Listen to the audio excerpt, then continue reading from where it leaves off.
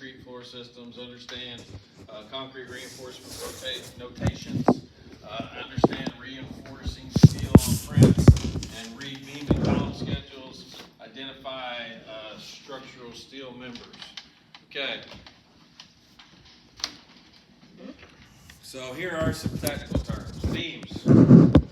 What's a beam?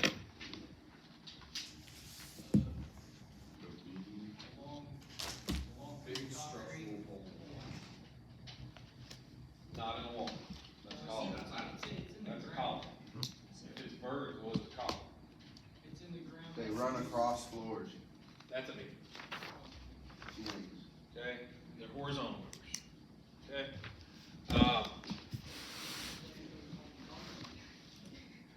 Cast in place concrete is concrete that we pour.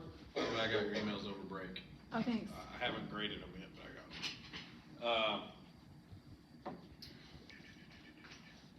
Cast in place concrete is exactly what it is. That means we form it and we pour it in on the job site. All right. Precast concrete, which I don't even know if that's precast concrete is the last one. That means it's cast off-site before it comes to the job and they haul it in. All right. Chairs are not what you're sitting in. Chairs are little triangle pieces of metal or little circular pieces of plastic or metal that you sit down on in your sub base, which is the gravel underneath the concrete, and it holds your rebar or your wire reinforcement up off of the ground, because it does you no good to have reinforcement and it be in the bottom fifth of the concrete. It needs to be 1/3 to halfway in the middle of the concrete is where it's optimized. A column schedule is an Excel spreadsheet. Can be an Excel spreadsheet, or it can just be, a list of columns and what they are. Okay. Columns are vertical members. Girders are in the walls, sideways. All right. An I-beam, there's no such thing as an I-beam. They're all I-beams, but in reality they're S-beams, W-beams, but they're not I-beams. So if you ever hear somebody say an I-beam is the shape of an S, a W, and multiple other different beams. But there really, truly isn't an I-beam. Okay? And I'm hoping that this chapter says that, but I guess it may not. A one-way slab system.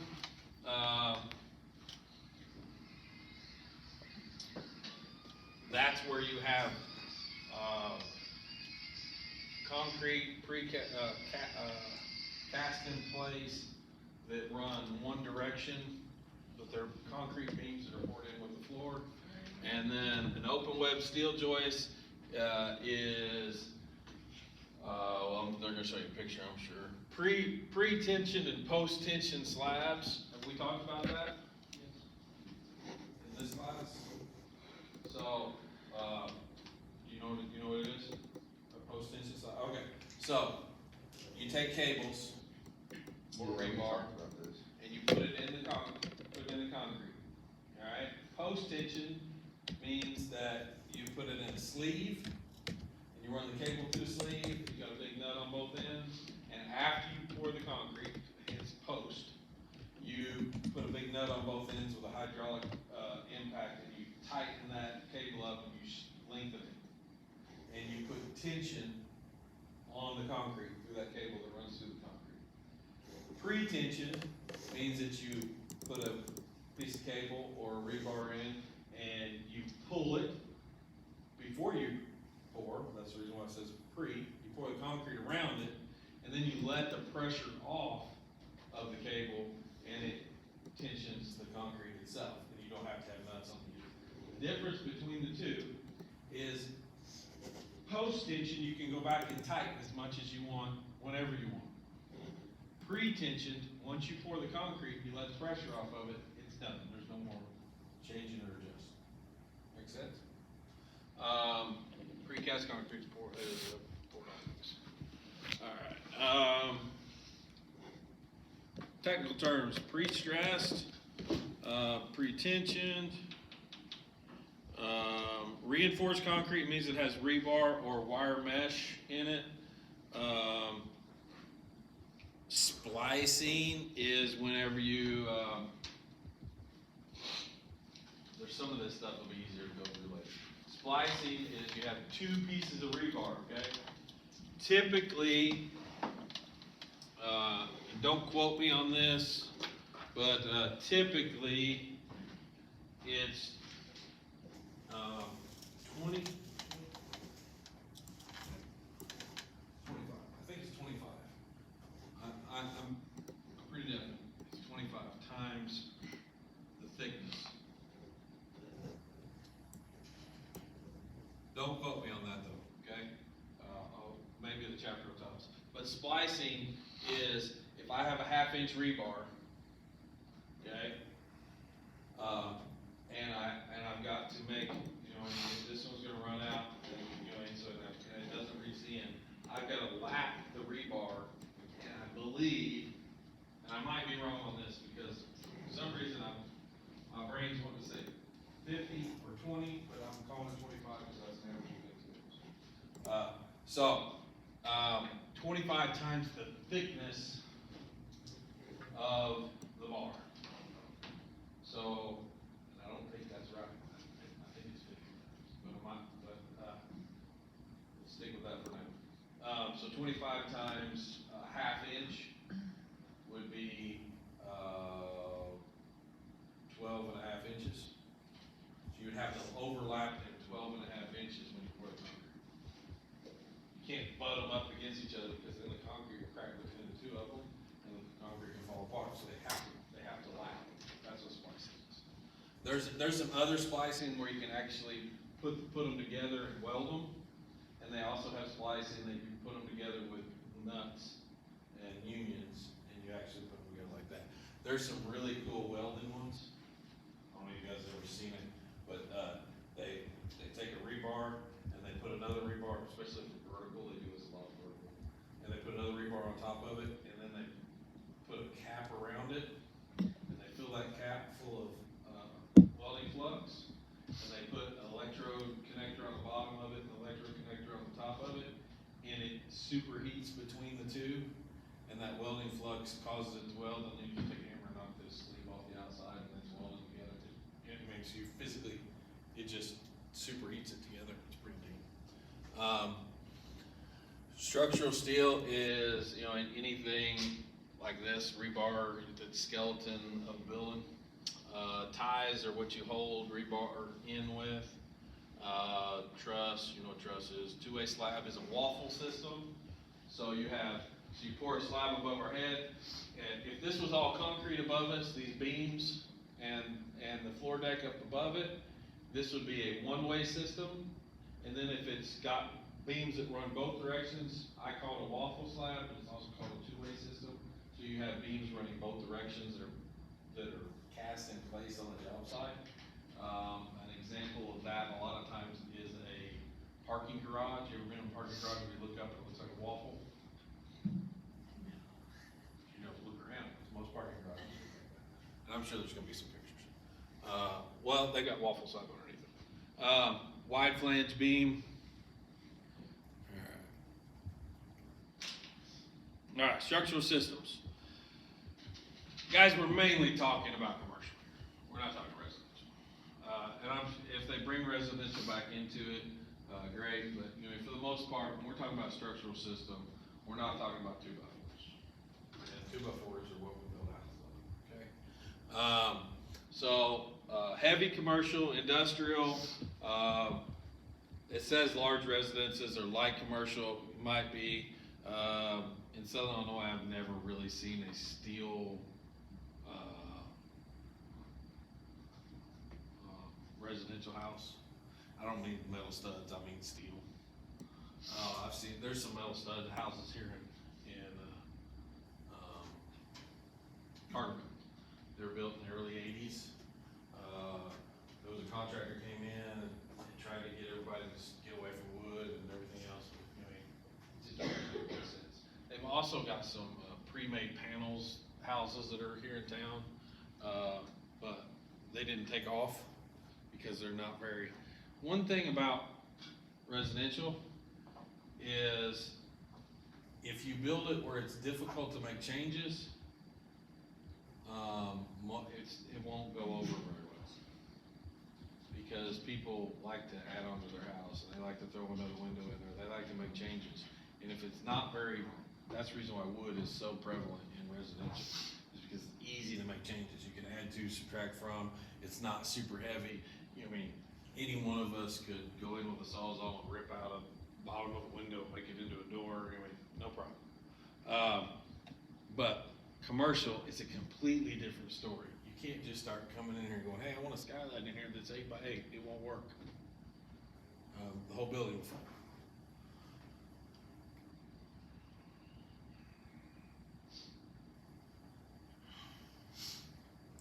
So cast in place concrete. Formwork. So cast in place concrete requires you to build a mold. All right. You can call it formwork. You can call it mold. You can call it whatever you want to call it. But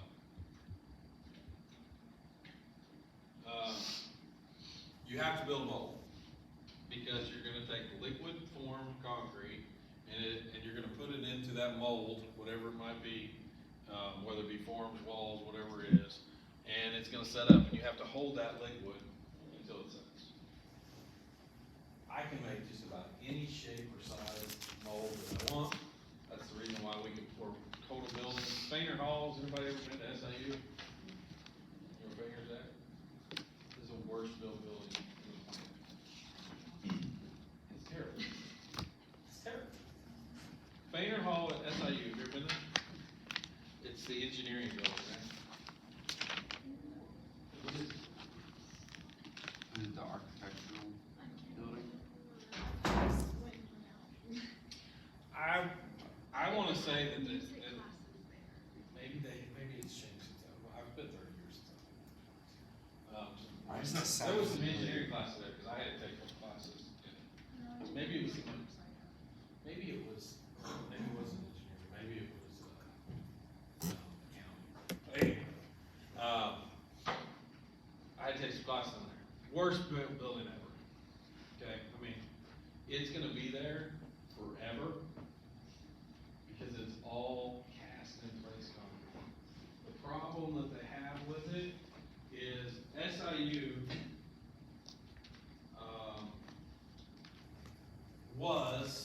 I'm gonna say was cutting edge. They were 15 years above the curve for probably 50 years. Something happened in the late 90s. It's the reason why this program is at John A. Love. They changed chancellors, or CEOs, or whatever they call them, to a guy that came from the Ivy League, came from like Harvard or Yale or something like that, and they decided that they were going to become a research college, and that they were going to be more like the Ivy League, and they got rid of all of the associate's degrees, they got rid of a lot of their research and a lot of their cutting edge engineering and stuff like that. They got rid of all of them. Now, engineering stayed, but it was like a cut down model. It wasn't what it was before. Prior to 1998, 1999, that college was cutting edge. But in the late 80s and the mid 90s, it got a bad reputation, depending on how you want to look at it. It got a reputation of a massive party town. I mean, Playboy magazine put it as the top two, maybe top one party university in the United States. People were coming from all over the United States to come to SIU to party. Oh yeah, I mean, they used to shut down the strip. I mean, when I was in high school, we shut down the strip. Literally, we shut it down.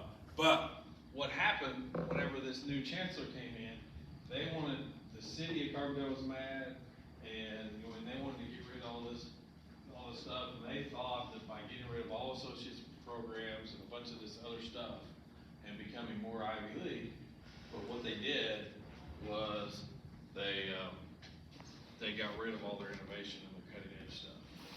But my point of that is Fainer Hall. When Fainer was built, it was cutting edge, but they really didn't know how to build concrete like it when they built it. And I don't know, we could do a research on when it was built. It might have been built in the '60s, it might have been built in the '70s. I don't really know. Might have been the '50s. But when they built it, they built everything really massive, like 2-foot thick walls, and, you know, and so, but when they do that, I mean, you just can't make hallways run through the entire building. You have these gigantic things. So in Fainer, when you're walking down the hallway, you'll be walking down and you'll run into a concrete wall right in the middle of the hallway. And then you gotta turn back around and walk back to the other end and go down a set of stairs, and then walk through, and then come up another set of stairs on the opposite end, and then walk back to your room. You're like, my room is like right there, and there's a hallway here, but I can't get to the room I wanna get to. I gotta go downstairs and go back. Because they put so much weight in the building, they had to throw in extra walls, holdings, and extra closed off some of the hallways. So there's like dead ends. But my point of all that is our reinforcing that we have now, and now that we can understand it, is we can actually do a lot more with a lot less. We don't need to have 2-foot thick walls, and, you know, and we can span hallways, and we can throw beams in, we can do all kinds of things. We can make every type of shape possible, and throw rebar in it, and engineer it. What's up? It was finished in '74 and it's the liberal arts building. It's liberal arts building, okay. So I'm pretty definite it was accounting that I went to. So it was finished in '74, so that gives you an idea. There wasn't very many full concrete buildings built in the early '70s. It was one of the first ones in the nation.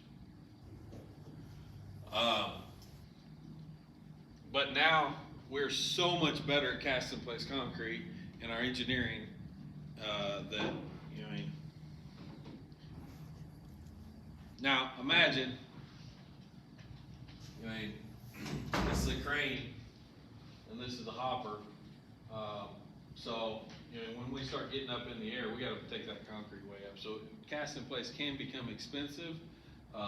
We typically don't do this much anymore. We have really good pumps, unless we're building a skyscraper or something like that. I mean, even, my brother-in-law pours, cast in place concrete, did pour cast in place concrete in Chicago. I mean, even up until like 5 years ago, he was there. I mean, we're pouring 40, 50-story buildings, and what they would do is they would get a pump, and they would pump it up to like the 5th story, and then they would pump it to the next story, and then they would pump it to the next story. Okay, so that they might have 6 pumps where they pump it all the way up, instead of doing this. Okay, on the same hand though,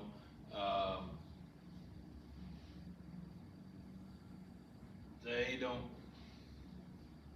it's kind of funny, but they don't really care what the finish is on those buildings, when they're pouring them. It's not like when you're pouring flat on the ground and it's perfectly flat. There's no, literally, he said that we would be pouring and they would be framing the next floor above our head, while, and then dropping stuff, and, you know, knocking holes out of it, you know, and then they would be going, you can't finish that side because we're running a crane over it, you can't be working on it before it get hard, and it'd be wavy.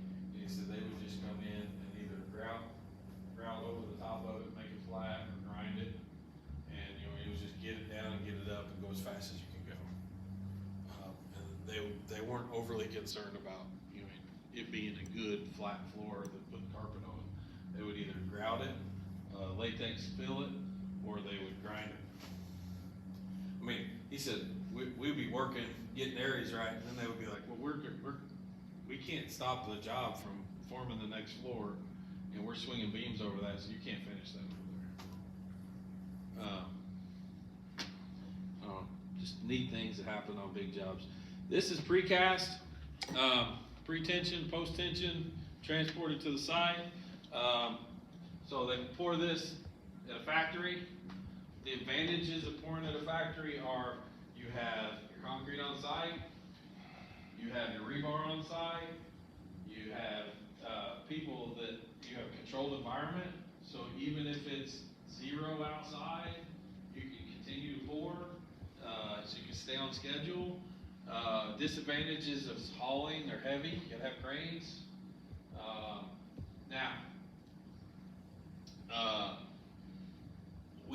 We're actually doing pre-tension, post-tension, and precast on site as well. Are you doing that? No, my high school year, we went and helped, Fokker Construction, the new, Excel storage house, North of Breeze, we went and helped them do one of these where they pour the walls like on the ground, and they used a crane to pull them up and just place them. So, my cousin Robbie, which, you guys haven't met him, but, he does, he worked for 5 years for the largest tilt-up, concrete contractor in the state of Florida, and when he started, they were the largest in the world. But by the time some other, ones have overtaken him by the time he got rid of, by the time he got away from him. But, I love tilt-up. Tilt-up is probably one of the things that I think are some most unutilized, constructions. And it's mainly because people don't know how to do it, and they don't wanna take the time, or they don't have the engineers to design it. This company that my cousin worked for, had their in-house engineers.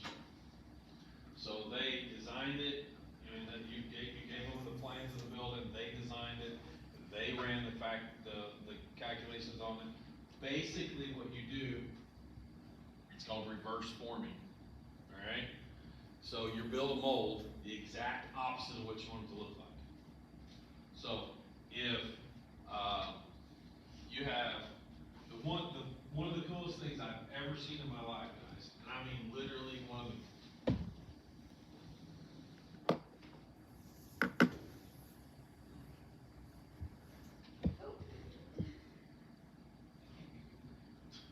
Could you put a, could you rewet it with expert marker?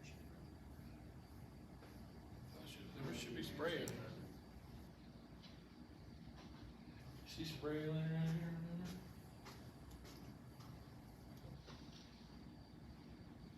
I've never seen that before. This is dry as can be. What's your hand sanitizer on? You sure someone didn't write on there in Sharpie? No, I drew that with this marker too. These are good.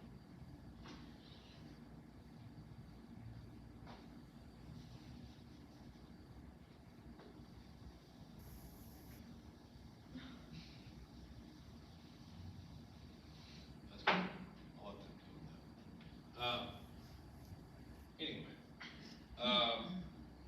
what was it? Oh, I don't know. So, this building.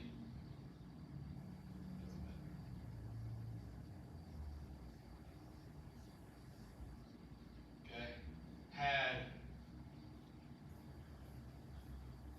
there's a marina in Daytona Beach. It's 3 stories tall. Okay, so it's 3 stories tall. When you stand at the street and look at it, it looks like it has wood siding on it, okay? A marina? Marina. You know, where you go like eat and they like store the Boats. boats and Yeah. you might have, I don't know Three what else, I stories. don't know why it's 3 stories, but it's 3 stories. First floor is all, big, huge restaurant. I'm sure second story is probably business offices, maybe third stories, I don't know what it is. It's 3 stories tall, and from the road, it looks like it has wood on it. And I mean, looks like, you see wood grain, you can see everything. It's a precast, not precast, it's a tilt-up building. So what they did was they wanted it to look like this. They wanted the concrete to look like this. Alright, so what they did was they came in with cedar boards and laid them on the ground like so, and they formed this side the exact opposite of what they wanted to look like. They made a mold. They made the trim around the windows, so it looks like it has wood trim around the windows. It looks like it has window seats in it, where you have, the sill comes out like an old-fashioned, in Western look, okay? Like it was built in, the 1800s or the 1900s, early 1900s. It looks like it's all wood, all the trim, the corners, everything. They used either cedar or redwood, I can't remember what they used, but they laid it all out on the ground and built it in reverse. Poured the whole thing, engineered it, put reinforced concrete in it, put in these gigantic anchors so that you could tie the cables to it, so when you pick it up, it wouldn't break. And when they stood it up and put all four sides together, I don't know if it's six sides, I think it's two pieces per side, because I think it was probably an 80-foot long building, so probably two 40-foot pieces, or maybe three pieces, something like that. So they stood up the three pieces, put them together, caulked them together, however they put them together, and painted it. And when they pulled the wood off of it, it had the wood grain in it. And it looks as real as anything you've ever seen. From here, you can tell that it's not wood, but from the back of the room up here, you can't tell it. What's the advantage of that? You get the look that you want. It's watertight, it's airtight, it's hurricane proof. Literally, they've designed it where when the hurricane comes in and hits it, the windows blow out. It's all concrete, floors are concrete, everything in the building is concrete. The windows blow out, you replace the windows, and you're back in business.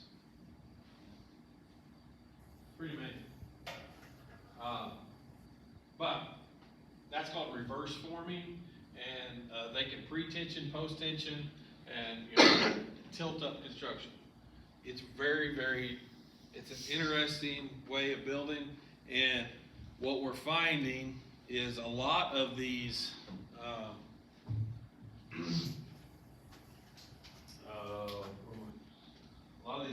super warehouses, Walmarts, Circuit City, Walmart distribution centers, a lot of these really big buildings, car lots in Florida. Basically, most buildings in Florida that are substantial are different. All right. So here is an example of pre-tensioned. So they dress a cable, they pour a floor, so they set the forms up and they pour a floor, and then they cut the cables, and it puts a camber. This is called cambered. It squeezes the concrete, causes it to camber a little bit, okay? And that way, whenever they put a load on it, it flattens out, okay? Here is post-tension. So in this case here, you run a pipe, that's what that blue line is. The red line is the cable through the middle. You run the tube inside. That pipe be like PVC. Oh, no, it's probably steel. It has to be steel. Alright, yeah. I've never done post-tensioning in person. I've seen it. The SIU, I think they tore it down now, but the former SIU, is there still a parking garage next to the student center at SIU? No. They demolished it. Yeah. I thought they did a few years ago, but it was post-tensioned. That's the only building I know of in Southern Illinois that's post-tensioned that I was around. Then you pour your concrete. Once the concrete is cured for 30 days or however long, then you come back in and you put a big hydraulic jack, tighten it up, and this is extremely exaggerated, by the way. We're probably only talking about a quarter on a 40-foot slab, maybe a quarter inch, 1 inch. most that it mows. I've never seen the machine itself up close, but does it tell you like how much pressure you're putting on there? Yeah, it's got a gauge on it. Tells you how many. Comes through the concrete. Yeah, it's a hydraulic thing. It'll tell you, you put X amount on it and it'll, Yes, sir. so here's some architectural concrete. Here's some precast. I mean, this is both in Cleveland, or this is both in Ohio, Cleveland and Cincinnati. There's all kinds of neat things you can do with this stuff.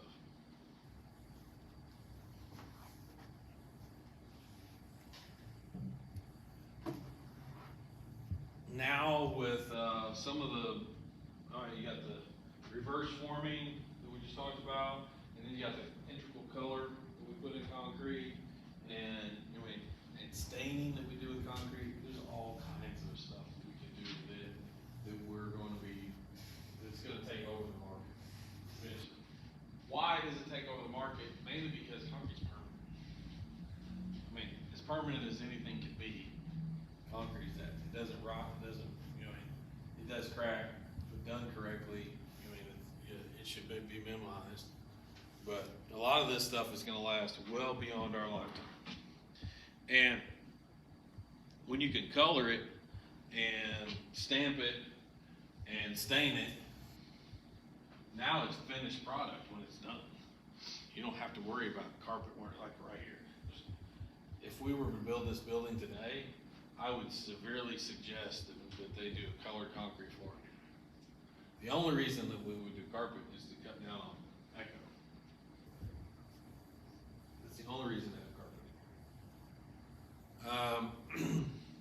So a one-way slab system is main reinforcement steel slab is one direction, and supporting members run parallel to each other.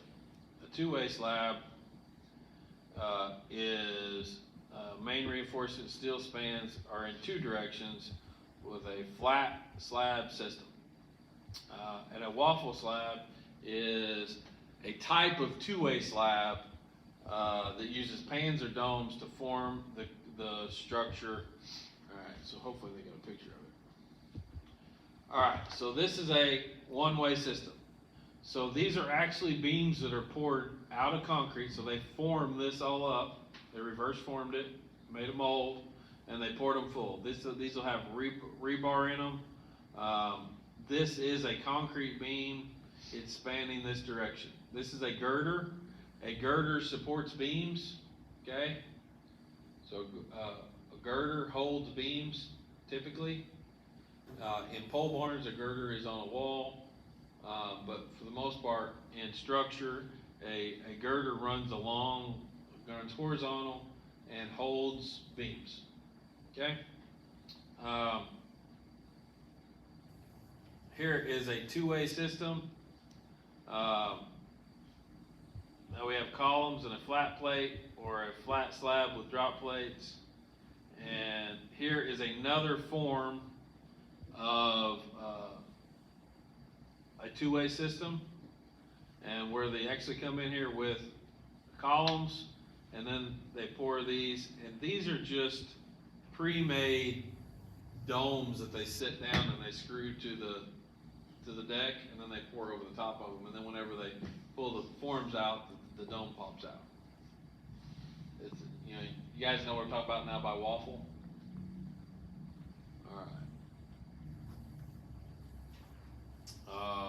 Steel reinforcement rebar is typically the thing. Deformed bars or plain bars, all depends on what your architect specs. To be honest with you, the only thing that you're not going to see rebar in today that's poured is probably a flat slab on the ground. Everything else that I know of has rebar in it. So, just realize that's the way it is. We are getting away from, because we have fiber in our concrete now, and we can get away with not having wire mesh in the concrete. I disagree with it.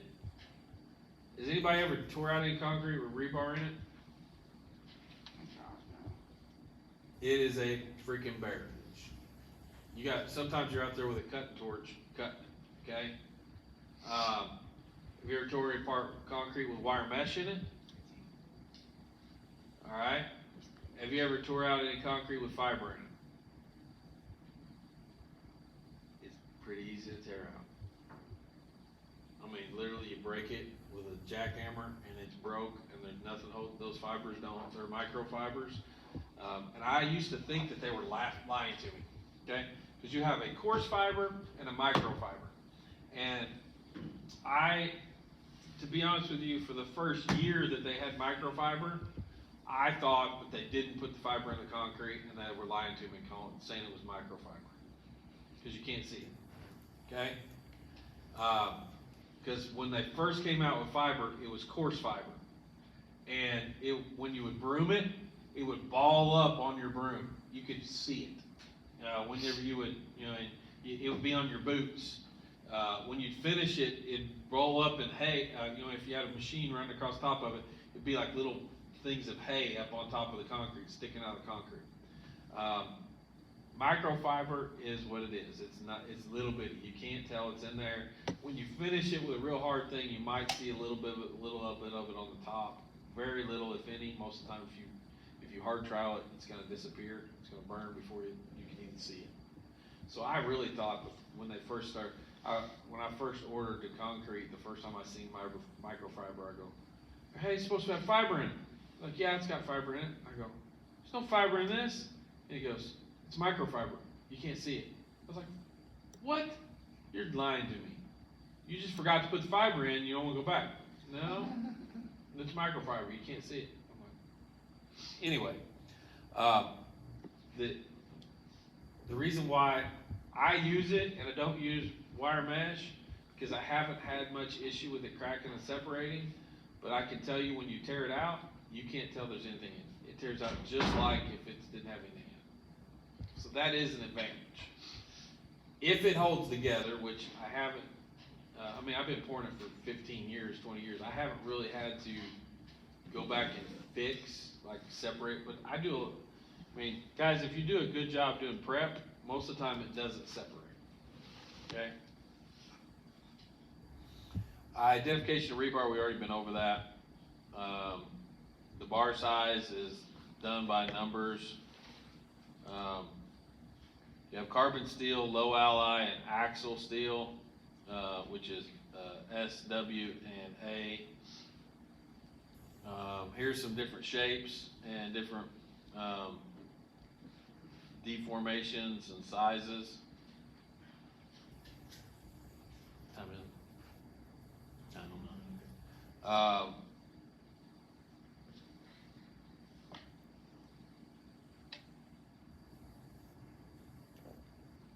So they're just showing you 12-inch on center. This is pretty common, 12-inch on center rebar, run both directions for a reinforced slab. You're not going to do this on a flat slab, so don't do this on a flat slab unless the architect calls it out. I've only done this on a flat slab that was on the ground 5 times, 6 times. Now bridges every time, but that's not on the ground. Things like that, totally different story. But most slabs that are on flat ground, wire mesh is plenty good. If it's supported by good subsoil, you should be good. Now, the 5 or 6 that I did, engineers were involved in them, and engineers tend to want to do this for whatever reason. A lot of times when you get into government work, they want to do this. And I look at them and go, this floor doesn't have to, you got a tractor driving on this or a forklift driving on this. It doesn't need, this is what you do when you're running a Cat 5 dozer or one of those gigantic payloaders like at a rock quarry. That's what you need to do for it. We did a Wycliffe, there's a paper mill down there. And they poured a 3-foot thick slab with 12 by 12 by 12 grid in it. And those gigantic loaders down there busted it all to pieces. It's the only time that I've ever seen it fail. But anyway, but they have gigantic loaders. I mean, one of them is like the size of this room. They'll pick up like 600 tons at a time. It's craziness.